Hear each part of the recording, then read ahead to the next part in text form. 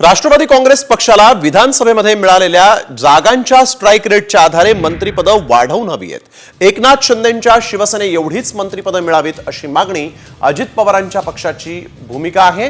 दिल्लीतील भाजप श्रेष्ठींना भेटून मंत्रिपद वाढवण्याच्या संदर्भात राष्ट्रवादीचे नेते चर्चा करणार असल्याची सूत्रांची माहिती आहे। तसंच गृहनिर्माण मंत्रिपदाची मागणी केल्याचंही समजतंय। अजित पवार सध्या दिल्लीमध्ये आहेत, मात्र अद्याप अमित शहा यांची भेट झालेली नाही। आज भेट होऊ शकते असं तटकरेंनी सांगितलंय।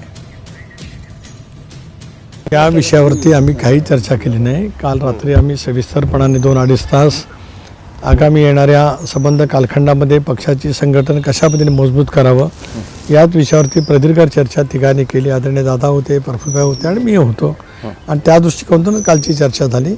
मंत्रिमंडळाच्या रचनेबाबतीमध्ये काही आम्ही त्या ठिकाणी बोललो नाही। ठीक आहे, आज अमितभाईंची समजा भेट झालीच, तर त्या संदर्भामध्ये काही चर्चा असेल ती आम्हाला करता येईल।